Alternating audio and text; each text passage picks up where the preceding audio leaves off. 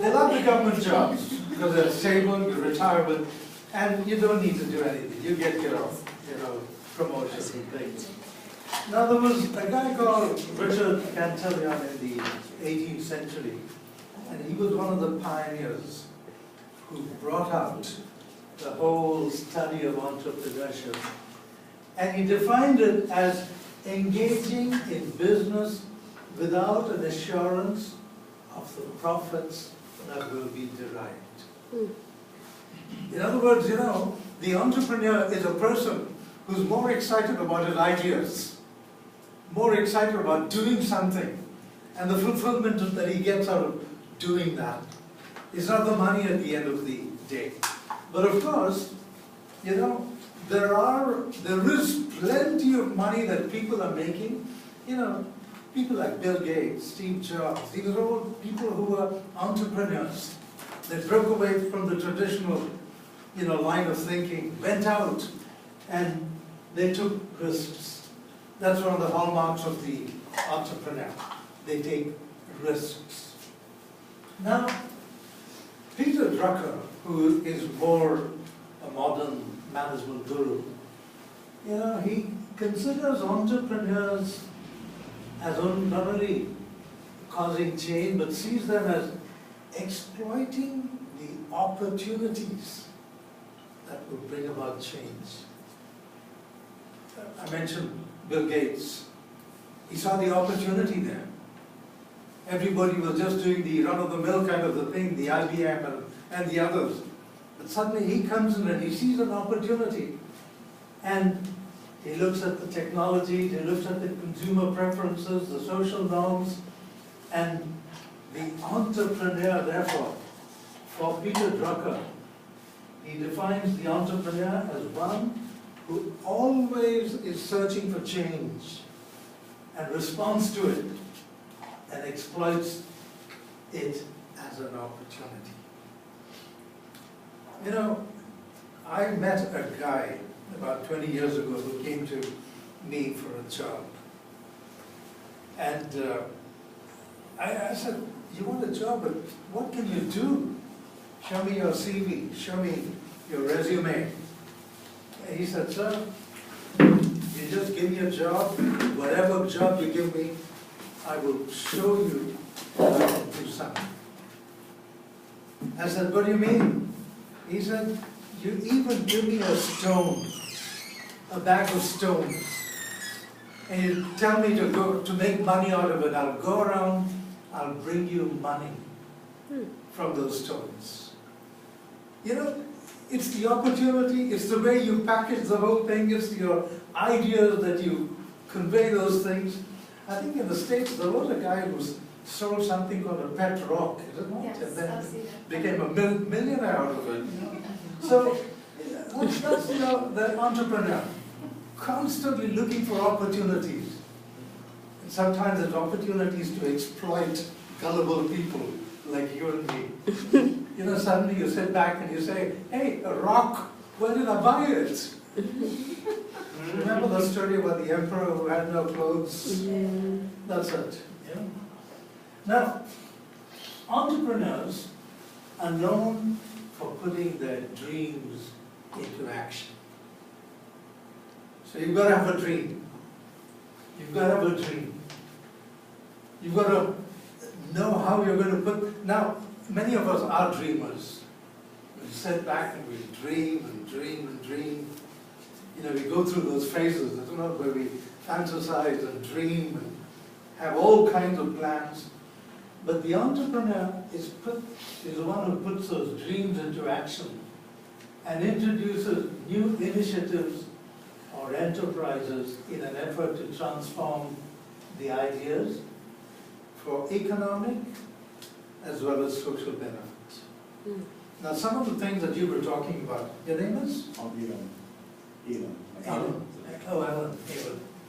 Now, some of the things that you were talking about, Alan, were not only economically beneficial, but they were going to benefit society. They were going to benefit the environment. So the entrepreneur is somebody who not just is concerned about making money and getting economic benefits, but social benefits as well. You know, if you ask me what kind of an entrepreneur I am, I'm very much a social entrepreneur. You know, I could have gone back with my London University degree and just been a professor and gained the accolades as a professor because of the things I was thinking about and beginning to teach. But one day I was reading the book of Acts. You know, done from all the theology and the philosophy, I suddenly opened the Bible, was reading the book of Acts, and I read those words, silver and gold have I none, but such as I have I give to you. In the name of Jesus, rise up and walk. In the name of Jesus, rise up and walk. And for me, my entrepreneurial kind of ambition is to get people to rise up and walk. That is the biggest fulfillment I get. I had somebody all the way from California write to me and say, Ken, you're male, you're very discerning and you're very perceptive. You knew exactly what I'm going through. I said, yes, Walter, that's my gift, and I want to be sensitive to understand your situation and to raise you up from your depressive negatives that you're in. You know, we could get so bogged down with all the negatives in the world, the corruption in our country, you know, we're all the same. But the entrepreneur is somebody who's looking ahead. Now, there are three areas I would like to just briefly look at, and a couple of those are what came through in Aaron's presentation. Number one is starting your own business. Your own business. You're your own master. You get away from being hired by somebody, and you're the one who shapes your own future. Peter Drucker said something like, you know, an entrepreneur is somebody who creates his own future. You know, wouldn't you like to be one like that? For your dream, create your own future. You're not tied down by systems, by bosses, by people who misunderstand you, and political pressures and all kinds of things. You create your own future. So starting your own businesses. Second, getting involved in environmental initiatives. Now you were heavy onto that, Ellen. You were talking about all of the green kind of initiatives that the government has. And if there are, you say there are grants and things available for people to get down to those things. It's amazing. You already have them. An opening where you can get something to start off if you have a passion for something green. By the way, I've brought some books with me that I've written, and the good news is that they're free. The bad news is only you've got 5. So first come, first serve. 3 of them are the same. It's the responsible stewardship of God's creation. I give you all kinds of, you know, theological and biblical insights into creation and stewardship, but I also give you some kinds of projects where even garbage has been turned into something of value. There's another one I've written called Managing Your Organization. So if you're going to be setting up a business, how do you manage your own organization? How do you write your strategic plan and all of that? So somebody who's dreaming big and wants to already start off a business, this is the book. Now, this learning in the integrated environment is kind of central to my whole philosophy. I was a dropout from school, I was a dropout from university, because I just didn't fit into the system. I said, I don't need education.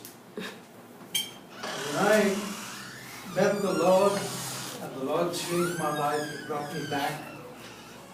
And over the years, has made me to bring out a whole philosophy of education that integrates all our academics and our theory and our classroom knowledge into practicalities. I'll be talking about that a little more.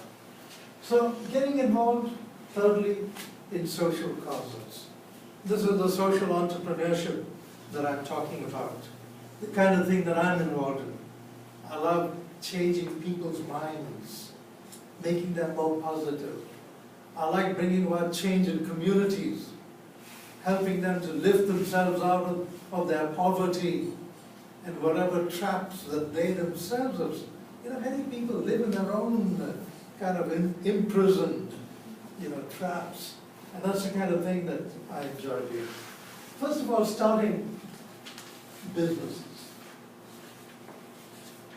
Joseph Schumpeter, he was one of the also gurus of entrepreneurship. In the early 1900s, defined the entrepreneur as one who is able to convert an idea into a successful venture. You have an idea, you have a dream, and you convert that into something successful. And sometimes these ideas could be crazy ideas. They could be crazy ideas that the normal person doesn't understand.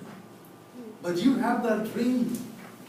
And Schumpeter says, it's the entrepreneur is the one who converts an idea into a successful venture. For him, the change of a nation came from the entrepreneurs.